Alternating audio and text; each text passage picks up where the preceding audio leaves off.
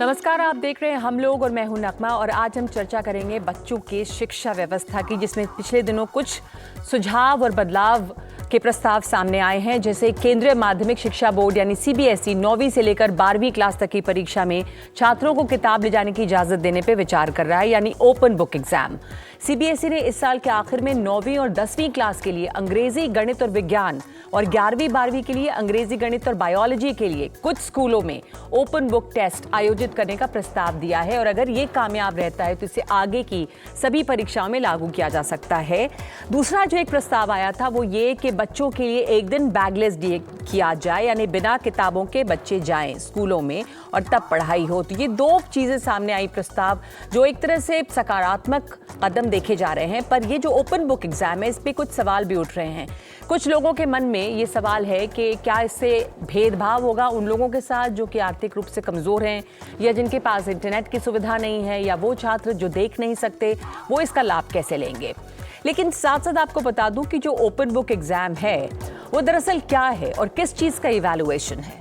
तो ऐसा माना जाता है कि इसमें जो सब्जेक्ट है उसकी अवधारणाओं के विश्लेषण या का आकलन होगा। ये किसी की याददाश्त का इम्तिहान नहीं है, यानी जो रटने की प्रवृत्ति है उसे बढ़ावा नहीं दिया जाता, बल्कि समझने पे जोर है, क्रिटिकल थिंकिंग पे जोर है, रचनात्मक सोच का आकलन है, समस्याओं के हल के कौशल का आकलन है। इसके अलावा फैसला जो लिया गया बैगलेस डे का भी, वो भी एक तरह से एक पॉजिटिव कदम के तौर पे देखा जा रहा है कि इससे बच्चों की पढ़ाई जो है, क्या उसका स्ट्रेस कुछ कम हो सकता है। ये भी है कि क्लास 2 तक कोई होमवर्क ना दिया जाए। इन बातों पे जो सैद्धांतिक मुहर थी वो 2022 में लगी हुई थी, लेकिन अब जो नई शिक्षा नीति है उसके तहत और नई जो एकेडमिक सेशंस होंगे उनमें इसे लागू करने की बात है। तो हमारे साथ इस पर चर्चा के लिए जो पैनल मौजूद है आपको उनसे मिलवाते हैं। हमारे साथ यहाँ हैं डॉक्टर NK अम्बाष्ट, शिक्षाविद हैं। हमारे साथ जुड़ी हैं माउंट आबू स्कूल के प्रिंसिपल ज्योति अरोड़ा। इसके अलावा जूम पे हमारे साथ जुड़े हैं बोधि विद्यालय के सह संस्थापक और शिक्षाविद हैं बिजल ठक्कर। उसके अलावा हमारे साथ शिक्षाविद प्रज्ञेश प्रसून हैं और यहाँ पे हमारे साथ कुछ और मेहमान भी हैं जो तमाम टीचर्स हैं सीनियर क्लासेस में, जिनसे हम ये समझना चाहेंगे कि उनको अब इस बदलाव से किस तरह की तैयारी करनी पड़ेगी इस बदलाव को अपने करिकुलम में शामिल करने के लिए। तो नविता श्रीवास्तव हैं, राशि मगोत्रा, आइरीन खोसला, निशा दास, शोभा अरोड़ा, उष्मा वाटला कपूर, आप सबका बहुत बहुत स्वागत। और मैं सबसे पहले ओपनिंग रिमार्क्स चाहूँगी अपने तमाम पैनलिस्ट से। डॉक्टर NK अम्बाष्ट, दो चीज़ें हुई थी जो बहुत सकारात्मक लगी थी मुझे। बहुत सारे लोगों को इसके ऊपर बहुत सारे आपत्तियां भी हैं, जैसे अगर हम ओपन बुक एग्जाम की बात करें और बैगलेस डे और नो होमवर्क इन क्लास 2, आप इन चीज़ों को कैसे देखते हैं? ये पॉजिटिव स्टेप्स हैं? The entire concept of education is understanding and assimilating. जी, not on recall, but more on reasoning. यानी कि हम सिर्फ रटने पे नहीं बल्कि उसके समझने पर अब जोर देने की बात कर रहे हैं। अब देखिए, जब 3 से 6 तरह के प्रश्न आते हैं जो होते हैं कब, कौन, कहाँ, जी, ये आपको रिकॉल कराते हैं। क्या, क्यों, कैसे, ये आपको रीजनिंग देते हैं। तो जब ये हम ओपन बुक एग्जामिनेशन दे रहे हैं तो हम बच्चों को कब, कौन, कहाँ वाले प्रश्न से हटा रहे हैं, क्योंकि उसमें तो लिखा हुआ अगर रिप्रोड्यूस कर देता है तो होल पर्पस इज डिफीटेड। तो हम क्या करते हैं कि हम क्या, क्यों, कैसे वाले जो उसको निकालते हैं, उससे रीजनिंग को बढ़ाते हैं, उस तरह के प्रश्नों का निर्माण होगा।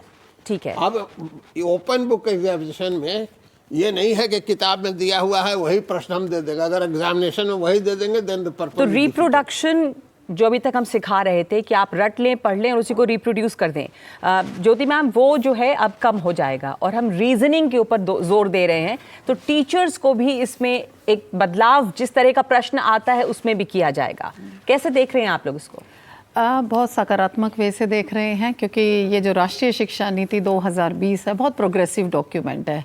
इसमें शिक्षा के विभिन्न आयामों पर बहुत चर्चा की गई है और ये उसी पे बेस्ड NCF है, नेशनल करिकुलम फ्रेमवर्क, और उसमें उसका रिकमेंडेशन है कि हमारे ओपन बुक एग्जामिनेशंस भी हों और बैगलेस डेज भी हों। और ऐसा क्यों हो रहा है उसको समझना बहुत ज़रूरी है, क्योंकि entire purpose of education is preparing a child for the future life to deal with the situations and challenges of life. तो मैम और जब हम वो बात करते हैं तो एक थोड़ा बीच में ऐड कर दूं कि अभी जो हम कर रहे थे वो हम एक तरह से बार बार ये चर्चा हुई कि हम प्रिपेयर नहीं कर रहे हैं बच्चों को आने वाले दिनों के लिए, खास करके अब वक्त बदला है और जो भविष्य की तैयारी अब करनी है वो ये रट के किताब की चीजें अगर हम लिख दें तो हम बच्चों को किस चीज के लिए तैयार कर रहे हैं, वो सूटेबल नहीं है। कि इसके लिए जब हम इस डॉक्यूमेंट के अंडर 21st सेंचुरी स्किल्स की बात करते हैं तो वहाँ हम स्पेसिफिकली बात करते हैं कि प्रॉब्लम सॉल्विंग होनी चाहिए, डिसीजन मेकिंग होनी चाहिए, क्रिटिकल थिंकिंग होनी चाहिए। तो इन सब की रिक्वायरमेंट्स को हम कहाँ से लाएंगे? इस तरह के जब तक बदलाव एजुकेशन में, शिक्षा में नहीं आएंगे, अब ओपन बुक एग्जामिनेशन की बात करें तो it is not just based on the rote learning. सिर्फ नॉलेज सिस्टम तक नहीं रिस्ट्रिक्ट रहना है, बच्चे को उससे आगे जाकर critical thinking, analytical thinking, problem solving abilities उसी से ही आएंगी। मतलब जो किताब में आपको थ्योरी पढ़ा दी गई अब आप उसको आगे अप्लाई करके क्रिटिकल थिंकिंग डेवलप करिए ताकि आप कुछ और नया बना पाएं। बेजल ठक्कर हमारे साथ हैं, आप बोधि विद्यालय के सह संस्थापक हैं। बोधि विद्यालय किस कॉन्सेप्ट पे चलाया जाता है और वहां पर पढ़ाई का तरीका क्या है? बोधि विद्यालय नेचर बेस्ड एजुकेशन स्कूल है जहाँ पे हम बिलीव करते हैं कि जैसे बच्चा नेचुरली चलना सीखता है उसमें कोई जोर जबरदस्ती नहीं करनी पड़ती है। It is very natural for them to walk.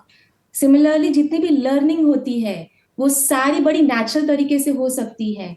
उसके लिए कुछ एग्जाम लेके उसको पढ़ाई करके फिर आगे बढ़ना है। हाँ, पढ़ाई ज़रूरी है लेकिन there are some natural ways of working. So we should probably understand what is the natural milestone of the child. The way child started walking, similarly child will start learning for around 6 years, 7 years. तो इसको थोड़ा बेहतर समझें कि अगर आप लोग के स्कूल में ये वो वॉल्डॉर्फ सिस्टम जो है उस पे बेस्ड है, सही कहा मैंने? कुछ उस तरह का है ये। Yes, तो पहले जैसे 5-6 साल तक बच्चे के किन चीजों पे जोर दिया जाता है और फिर आगे सब लोग ये जानना चाहेंगे कि आप लोग भी शायद बिना किताबों के पढ़ाने पे जोर देते हैं तो फिर कैसे पढ़ाते हैं, बच्चे कैसे सीखते हैं? कुछ मिसाल, एग्जाम्पल बताइएगा। बताती हूँ। तो जिस तरह से मैंने बोला कि बच्चे कैसे 11 महीने में चलना सीखते हैं, वैसे ही 6 साल तक बच्चे लोगों का कुछ भी डेवलपमेंट होता नहीं है फिजिकल। या तो बच्चा ऐसे बोलेंगे कि फिजिकल डेवलपमेंट के मोड में होता है। तो बोधि विद्यालय में हम लोग कोशिश करते कि समझते कि बच्चा कैसे बढ़ता है, उस हिसाब से हम लोग काम करते हैं। फॉर एग्जाम्पल 6 साल तक बच्चों को हम लोग कोई किताब, कोई पढ़ाना कुछ भी नहीं करते हैं, लेकिन हम लोग 2-2.5 घंटे की स्कूल के बदले में 4.5 घंटे की स्कूल है। अब इस 4.5 घंटे में बच्चे पहले अपने फिजिकल बॉडी को समझते हैं। अगर हमें आगे जाके वर्ल्ड में कुछ करना है तो सबसे पहला काम होता है कि हम अपने आप को समझे। और पहले जो 7 साल है वो चाहे वॉल्डॉर्फ में बोलो या अदर वेज ऑफ लर्निंग में बोलो, which is a natural way of learning how a child learns, उसमें कहा जाता है कि physical body is the one which needs to be prepared first. जी, हमारे जी। जो तो ये लिखने वाला सिखाना, ABCD, क ख ग घ, ये सब भी आप लोग करते हैं क्या? ये कितने सालों के बाद बच्चे के हाथ में पेन पेंसिल पकड़ाई जाती है? जैसे ही बच्चा 6 साल खत्म कर लेता है, जैसे बच्चे के फिजिकल डेवलपमेंट के माइलस्टोन मीट हो जाता है, जैसे कि राइट हाथ लेफ्ट ईयर को टच कर पाता है क्या, that is a physical development. Once your physical development is over, that is a time child is ready to study, that is a time when we can introduce certain things to the children. जी। So ABCD क ख ग घ 1 2 3 comes after 6 years. Not that child was not aware about it, but now the child is more ready for it. आपका, मैंने एक जगह कहीं पढ़ा था कि जैसे यहाँ पे मैथ्स पढ़ाते हैं, मैथ्स में फ्रैक्शन पढ़ाते हैं, तो फ्रैक्शन मैथ्स एग्जाम्पल मैं दे रही हूँ, तो वो एक तरीका होता है बताने का, क्या है हाफ, क्या है 1/4, क्या है 3/4। आप लोगों को अगर फ्रैक्शन पढ़ाना होता है तो आप शायद इसके अलग तरीके से बच्चों को फ्रैक्शन समझाती हैं, वो एग्जाम्पल बताएंगी कि कैसे करा जाता है वहाँ पे? जी, सो ये हमारी 4th कक्षा का फ्रैक्शन का एग्जाम्पल है, जहाँ पे जब मैं 4th कक्षा के बच्चों को पढ़ा रही थी तो मेरे क्लास में 8 बच्चे थे। तो सबसे पहले मैं फर्स्ट डे 8 एप्पल्स लेके गई थी। सो बच्चों को बोला कि कैसे देंगे, तो हर एक बच्चे को एक एप्पल मिलता है। फिर मैं दूसरे दिन 4 एप्पल्स लेके गई थी। फिर बच्चे ने बोला अभी हम सबको चाहिए तो कैसे देंगे, तो बच्चों ने बड़े आसानी से बोला आधा आधा कर लेते हैं। So everybody took it half and then next day I took it like 2 apples. उसके बाद सब लोग ने बोला अब कैसे करेंगे, then we all took it 1/4। फिर बोला अब एक ही एप्पल लेके जाएंगे तो कैसे करेंगे, तो फिर एक बच्चे ने बोला कि इसको तो 1/8 कर देंगे और हो जाएगा, 8 भाग कर देते हैं उसका। जी जी सो इस तरह से जी, तो इतनी आसानी से रियल लाइफ एग्जाम्पल से भी पढ़ाई हो सकती है, बस उसमें थोड़ा सा एप्लीकेशन ज़्यादा है, टीचर्स को भी उस हिसाब से मेहनत करनी पड़ती है। तो प्रज्ञेश प्रसून जी, एक एजुकेशनिस्ट के तौर पे ये जो ओपन बुक एग्जाम्स होने की बात हो रही है, उसको आप कैसे देखते हैं? उसके क्या फ़ायदे होंगे? लोगों को उसको लेकर किस तरह की आशंकाएं भी हैं?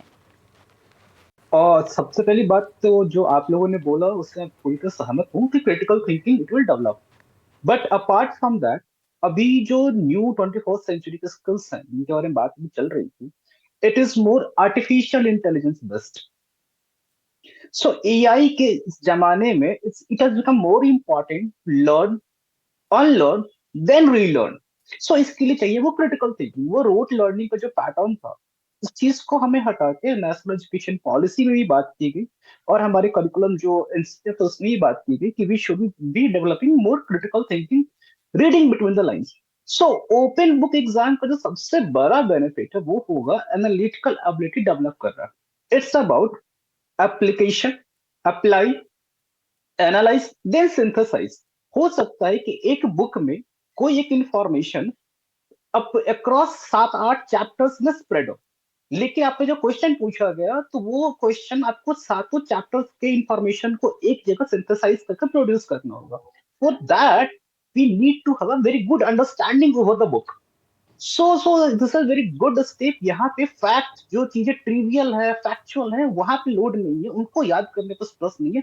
rather reading between the lines, understanding a conceptual framework, understanding a conceptual understanding of the subject, that become more crucial. इसमें कंसर्न्स क्या हो जाती हैं प्रज्ञेश प्रसून जी? एक ये कंसर्न बताया जा रहा है कि भेदभाव होगा, नेत्रहीन लोगों के लिए कहा जा रहा है कि फिर उनके लिए किताबें लेकिन अलग होती हैं, ब्रेल की किताबें होती हैं, तो डिसएडवांटेजेस आपके हिसाब से क्या हो सकता है इसका? देखिए सेम चीज हमारे जब हमने कॉम्प्रिहेंसिव कंटिन्यूअस इवैल्यूएशन फ्रेमवर्क लेके आए थे सीसी, जो जिसके थ्रू आप क्लास 8 तक बच्चों को फेल नहीं कर सकते, इसकी बहुत सारे आलोचनाएं हुई थी। और आलोचना ये थी कि इस बच्चों को फेल नहीं किया जाता तो बच्चों को प्रेशर बन जाता है, बच्चों को प्रेशर नहीं रहता है, ठीक है, एग्जाम नहीं करने का, एग्जाम का प्रेशर नहीं रहने के कारण बच्चे परफॉर्म नहीं कर पाते। सो कहीं ना कहीं यहाँ पे भी ये हो जाएगा, आगे जाकर आलोचना ये भी आशंकाएं आ सकती हैं और आ रही हैं। ओपन बुक होने के कारण बच्चे उतने अब सिंसियर नहीं रहेंगे, एक तो ये हो सकता है। दूसरा, जैसा कि मैंने बताया, क्वेश्चन आपके एनालिटिकल होंगे, तो एनालिटिकल क्वेश्चंस को उस लेवल पे बच्चों को अब समझाना पढ़ाना भी एक टीचर के लेवल पे जिम्मेदारी बढ़ जाएगी। तो हम बात कर रहे हैं अपनी शिक्षा व्यवस्था में कुछ सकारात्मक बदलावों की, लेकिन ये कितने सकारात्मक होंगे, क्या आशंकाएं हैं लोगों की, ये चर्चा जारी रहेगी एक ब्रेक के बाद।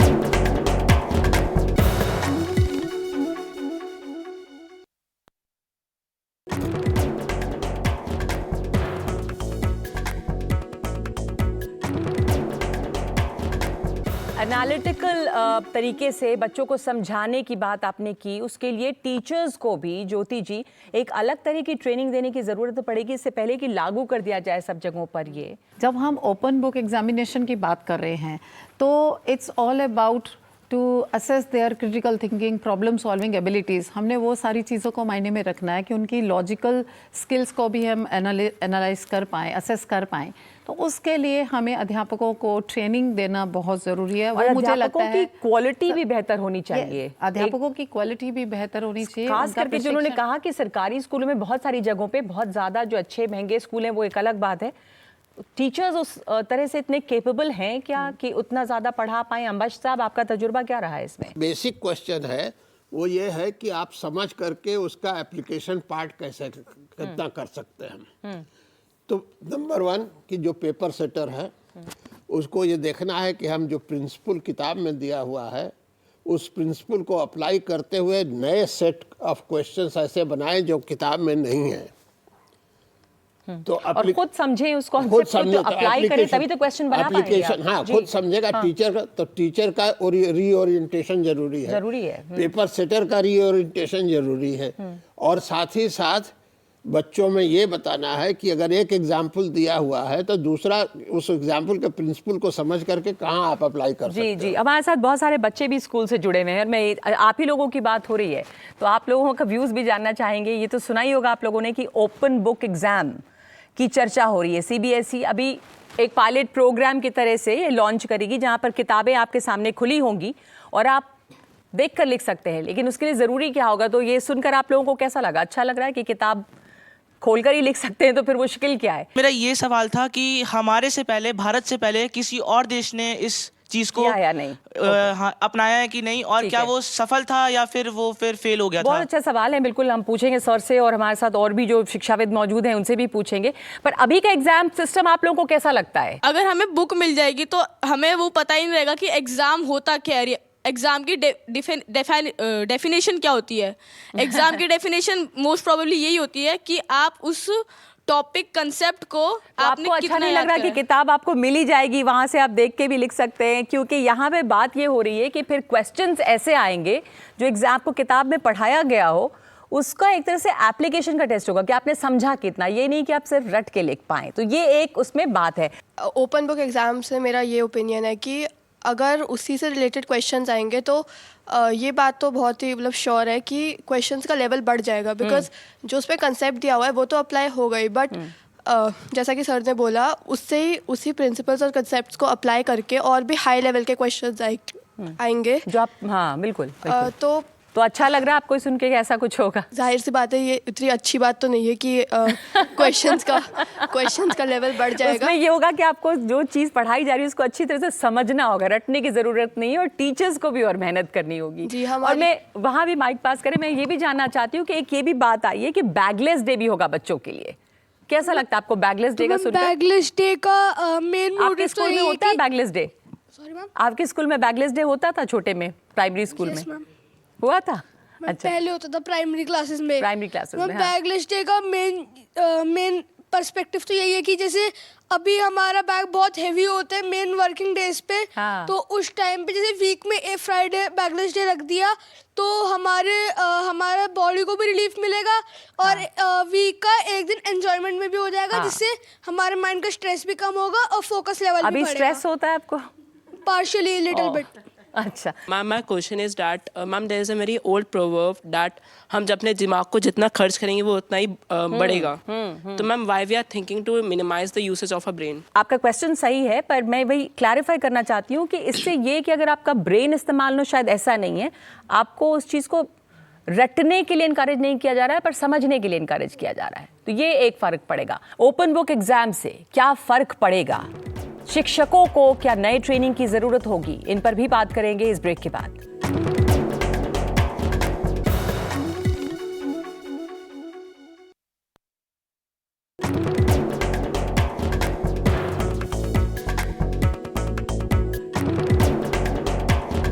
टीचर्स जो यहाँ पर बैठी हैं, आप मैम आगे बढ़ाएंगे? आप सीनियर क्लासेस को टीच करती हैं आप जी, आपको क्या लग रहा है ये सब सुनकर? Are you prepared for the changes? Definitely we are not prepared, अभी तो नहीं, बट ये बहुत ही पॉजिटिव स्टेप है। और एक चीज़ और अच्छी होगी कि हम लोग को और क्रिएटिव आंसर्स जो हमने कभी सोचे भी नहीं होंगे कि इस क्वेश्चन का ये आंसर आप, अदरवाइज तो आप चेक करने में बोर हो जाती होंगी, सब एक ही चीज़ लिखते हैं। बिल्कुल ma'am, I think it's a very welcome move because like everybody is saying कि बच्चों के लिए तो है ही है, it will encourage them to think creatively and come up with analytical responses. Similarly for me also, while making the questions, I'll also put in a lot of effort, thinking and effort. शिक्षकों पे एक बहुत बड़ा onus आएगा ही आएगा, क्योंकि एक जो शिक्षक जो हैं वो शुरू से ही एक तरह से एक सिंपल वे में टीचिंग अगर करते आ रहे हैं।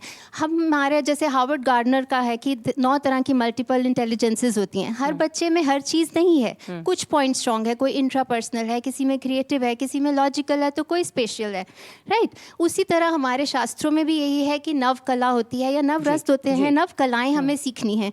तो जब हम क्वेश्चन डालेंगे, ऐसा ज़रूरी नहीं है कि हर बच्चा बहुत एनालिटिकल है और वो उसको समझ के आंसर दे पाएगा। जैसे सर एक एग्जाम्पल भी बता रहे थे, every child can not comprehend an answer, तो हमें कुछ सिंप्लीफाइड क्वेश्चंस भी डालने होंगे for the average learners. We can not let any child feel discouraged. जैसे हमारे यहाँ कुछ बच्चे डर रहे हैं, तो हमें पॉजिटिव। और अभी भी जो एग्जाम सिस्टम है मैम, वो बच्चों को, जो आपने कहा ना कि एक ही तरह से सारे बच्चों को टेस्ट करता है, जब सबकी एबिलिटी अलग अलग है तो हमारे सवाल इस तरह के बनते नहीं हैं कि हम बच्चों की असली कैपेबिलिटी को भी टेस्ट कर सकें। तो ये जो बदलाव, नई शिक्षा नीति एक तो बनी, उसमें ये सब चीज़ें, बातें अभी कही जा रही हैं, उम्मीद आपको है कि एजुकेशन सिस्टम बच्चों को बेटर तैयार कर पाएगा फ्यूचर के लिए? नमस्कार। मेरे ख्याल से ये बिल्कुल वेलकम मूव है, क्योंकि सीबीएसई हमेशा अभी पिछले, जब से नेशनल करिकुलम फ्रेमवर्क आया है, तब से उसने एक कॉम्पिटेंसी बेस्ड क्वेश्चंस की भी बात करी है। तो ये शायद ये उसका भी एक्सटेंशन है।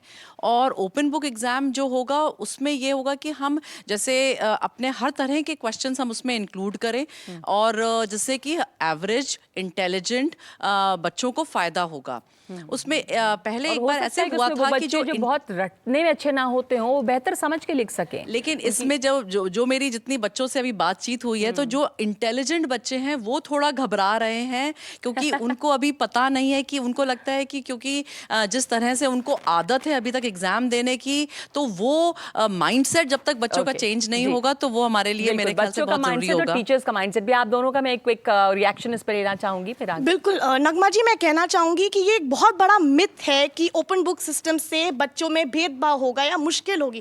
बच्चे एग्जाम, उसमें आपकी इवैल्यूएशन की वैल्यू खत्म नहीं होगी, बल्कि आपको इवैल्यूएट करा जाएगा आपकी 21st सेंचुरी कॉम्पिटेंसीज में। यहाँ हम सिर्फ क्रिटिकल थिंकिंग, एनालिटिकल थिंकिंग नहीं फोकस कर रहे, यहाँ हम बच्चे को एम्पावर कर रहे हैं, हम सेल्फ रिलायंट बना रहे हैं, बच्चा डिसीजन मेकिंग सीखेगा। और जैसे मैम ने भी बोला, अगर आप परसेंटेज देखें, नेशनल हमारा नॉर्मल प्रोबेबिलिटी कर्व के हिसाब से 68% हमारा लाई करता है मिडिल में। अभी हम फोकस करते हैं एक्सट्रीम पे, कमजोरों को बढ़ाना और बड़े वालों को और बढ़ावा देना। इससे हर बच्चे को एक अपॉर्चुनिटी मिलेगी अपनी समझ को अपने एक तौर तरीके से पेपर पे आपने बहुत अच्छी बात कही कि डिसीजन मेकिंग को भी वो बढ़ावा देता है। आपको लगता है कि बच्चों में थोड़ा एप्रीहेंशन है इसको लेकर, कैसे, और टीचर्स को एप्रीहेंशन है कि आप लोगों को भी तो तैयारी अलग करनी पड़ेगी? We are all susceptible to change, और अगर हमारी एजुकेशन सिस्टम में हम चेंजेस इंट्रोड्यूस नहीं करेंगे तो it's going to be like a bland dish. It's going to be like a bland dish, right? We are not going to flavour, we are not going to flavour it, we are not going to enhance its taste, and we are going to eat the same thing over and over, right? तो ये एक बहुत ही revolutionary move है। इसमें आप actual में theory of knowledge test कर रहे हैं इंसान की, राइट? कि आपकी नॉलेज सिर्फ पढ़ाई से रिलेटेड, सिर्फ किताब में जो आपने पढ़ा है उससे रिलेटेड है, या आप उसकी अंडरस्टैंडिंग को अपने लिए बिल्ड कर सकते हैं, आपके अंदर प्रॉब्लम सॉल्विंग एबिलिटीज बढ़ी हैं उससे रिलेटेड या नहीं। मान लीजिए एक चैप्टर है ओपेक एंड ट्रांसपेरेंट ऑब्जेक्ट्स के बारे में, तो सबको पता है। अब आप बुक दे दीजिए एक बच्चे को और वो बच्चा इजीली निकाल पाएगा कि ओपेक ऑब्जेक्ट क्या है और ट्रांसपेरेंट ऑब्जेक्ट क्या है। लेकिन अगर क्वेश्चन हम इस तरह से फॉर्मुलेट करें कि Y do windows allow light to pass through them and not doors and other such objects? तो इसमें आपकी अंडरस्टैंडिंग टेस्ट हो रही है। ये आंसर आपको डायरेक्टली किताब से नहीं मिलेगा। तो यहाँ पे बात आती है नॉलेज की, आप किस तरह से उस चीज़ को इम्प्लीमेंट कर रहे हैं और किस तरह से इस चीज़ को अंडरस्टैंड करके आप लेकर आ रहे हैं। के सवाल को भी अलग तरह से देना होगा ताकि बच्चे सोच अलग तरीके से रहें। हम लोग में ये चर्चा जारी है, जुड़िए हमारे साथ, फौरन लौटते हैं ब्रेक के बाद।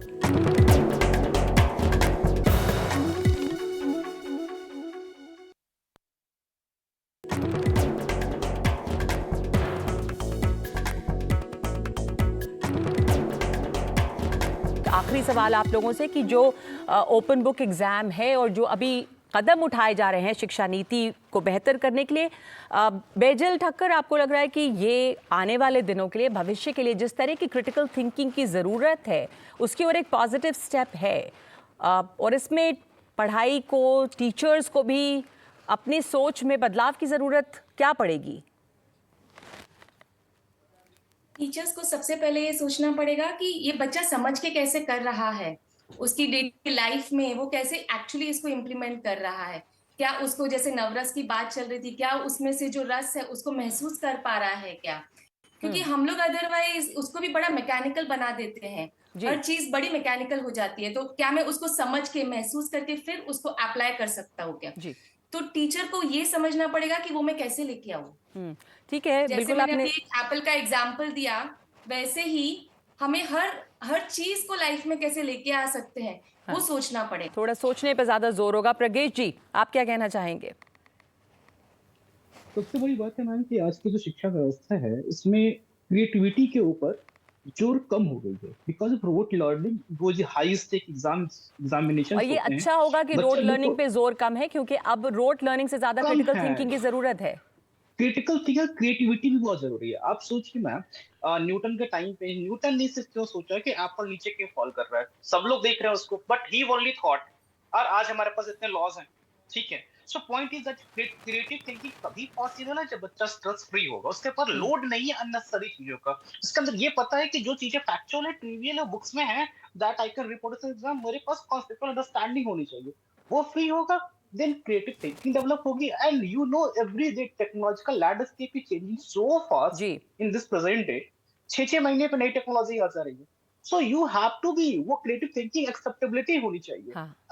that स्ट्रेस कम हो और जैसे आप कह रहे हैं कि समय हो, और ये भी हो कि सोचने समझने का भी वक्त हो कि जो आप पढ़ रहे हैं उसको आप अप्लाई कैसे करें। आप दोनों से मैम एक आखिरी सवाल कि अभी कोई सिस्टम ऑफ एजुकेशन है हमारे यहाँ जो ये रोट लर्निंग को कम, जैसे IB बोर्ड भी एक है, कहा जाता है वो प्रोजेक्ट बेस्ड ज़्यादा है, CBSE में भी उसको लागू करने की ज़रूरत है। जहाँ तक हम एक्सपीरियंशियल लर्निंग की बात करें तो बहुत सारे ऐसे कदम उठाए गए हैं। प्रोजेक्ट बेस्ड लर्निंग बहुत पहले इंट्रोड्यूस कर दी गई थी, और 2014-17 में ओपन बुक असेसमेंट एग्जामिनेशन भी स्टार्ट किया था उसको टेस्ट करने के लिए कि स्टूडेंट्स और स्टेक होल्डर्स जितने हैं उनकी एक्सेप्टेबिलिटी कितनी है।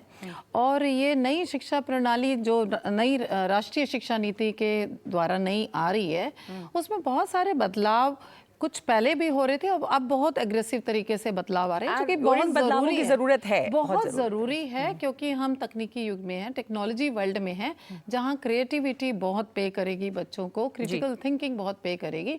तो इनको 21st सेंचुरी स्किल से इक्विप करना ही सबसे बड़ा शिक्षा का मायना होगा, शिक्षा का सबसे बड़ा पर्पस होगा। हमें बहुत ज़रूरत है अपने शिक्षा में बदलाव, तरीके में बदलाव की। जो मेजर चैलेंज है अभी वो भैंसा लोटन, ठठई टांगर ऐसे गांवों में जहाँ के वहाँ के प्राइमरी स्कूल के टीचर्स को ओरिएंट एंड रीओरिएंट करने की बहुत बड़ी चुनौती होगी, बहुत बड़ी चुनौती है। National Council for Teacher Education should take note of it that the implementation of this programme depends on reorientation of the teachers at the grass root level. बहुत आपने जरूरी बात कही है कि सही बात। बिना अगर जो है जो इम्प्लीमेंटर है अगर वही नहीं कन्विंस्ड है, तो फिर आप क्या, और उसे ही नहीं पता है कि क्या करना है, कैसे करना है, तो कैसे करेंगे। और आपने सही एग्जांपल दिया भैंसा लोटन, और ऐसी बहुत सारी जगह दूर दराज है जहाँ पे कि 2 villages that I visited sometime 60 years ago। कि आपको उनका भी सोचना है, सिर्फ दिल्ली के स्कूल्स ही नहीं है कि उन सब लोगों की तैयारी हो। आप में से यहाँ कोई एक कुछ जोड़ना चाहता था, यहाँ नीचे माइक में कोई।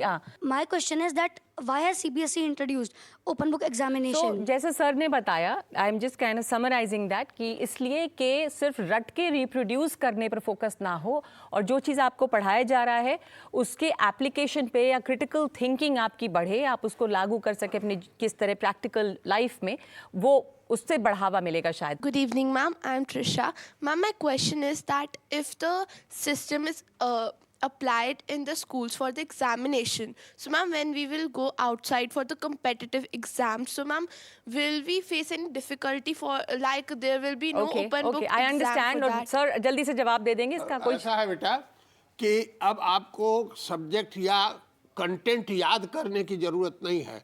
Once you have derived the principle, then you can apply that principle in any situation, anywhere। आपको वो सब्जेक्ट इतनी अच्छी तरह पता होगा कि आपको पता होगा वो, और आपको एक दो चीज से रटने की जरूरत है। उम्मीद करते हैं, और सबसे बड़ी चुनौती वो टीचर्स के रीओरिएंटेशन की भी होगी। वो तो जैसा सर ने पहले बताया कि वो तो करना ही होगा, तो सिर्फ आप मत घबराएं, टीचर्स को भी तैयारी करनी होगी, पढ़ाया भी अलग तरीके से जाएगा।